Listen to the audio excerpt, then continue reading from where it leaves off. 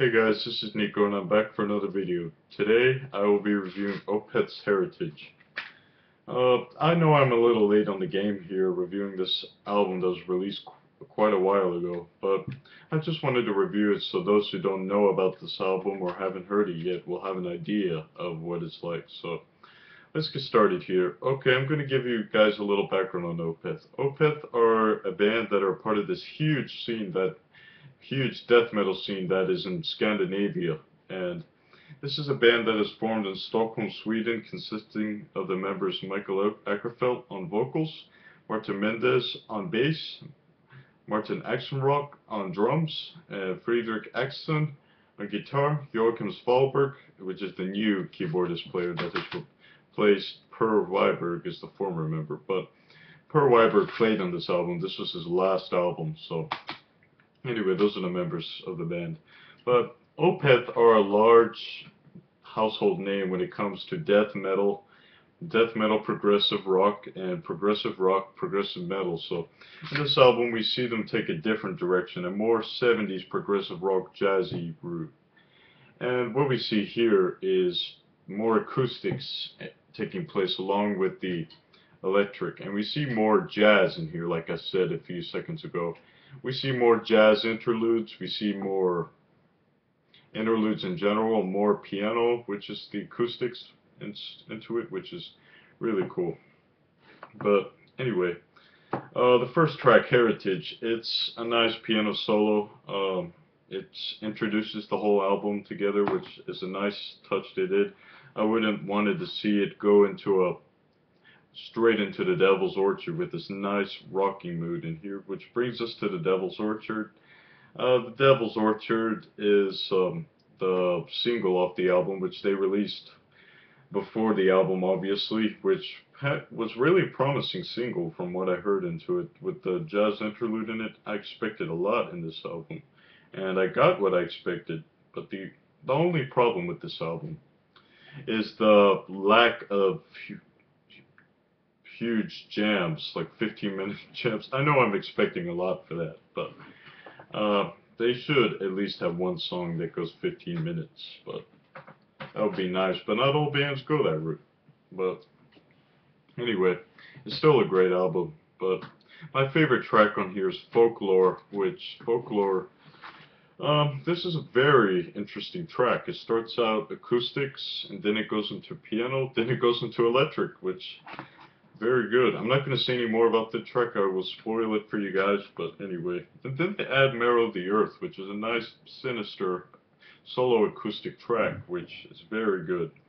And the rest of the tracks, such as I Feel the Dark, they include some acoustics, jazz, backgrounds to it, and these vibraphone type of stuff in the background, which makes it even more sinister, gives a sinister mood to the album, as we all know from Opeth. They love doing that. But anyway, but the rest of the album is great. They include some great tracks, very progressive tracks, and some interesting beats on Haxprocess.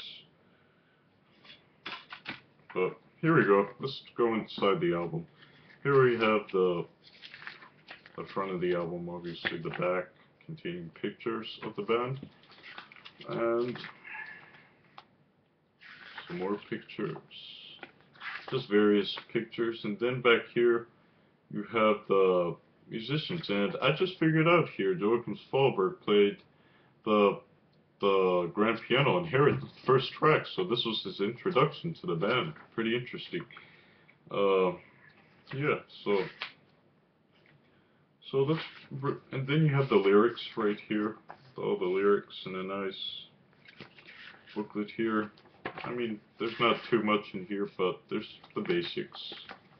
But anyway, so there we have Heritage. I highly recommend picking this album up if you're an Opeth fan, because they're going a new direction. It's very interesting to see what direction they are going in, and if you have never heard of Opeth, you could start out here and listen to this. This could be the first Opeth album to you, as far as you are concerned, but you can also listen to the early stuff, which is great stuff.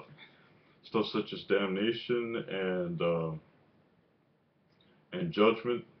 I may have that wrong, but anyway, those are very similar albums to this one here. They are very good albums as well. But I highly suggest picking up this album. You can find it at Best Buy. I mean, as expensive as it can get is 50 bucks. That's that's expensive, but they have it cheaper at other places. But I highly suggest picking it up. I give it 4 out of 5. The last star was, like I said earlier, was taken away because of lack of long jams. Well, anyway, yes, pick it up. And before I go, I have a question for you guys. Um, what do you guys think of dubstep? Is the world of music going the right direction again to more challenging stuff, or do you guys just think it is just computerized stuff? But anyway, personally, what I think about it is it is a very interesting genre. Although it is easy to make the music, it's very interesting to listen to. And anyway, but I want to hear your opinions from that. And thank you for watching this review, guys. And I will see you guys on the next review. And peace out and progress.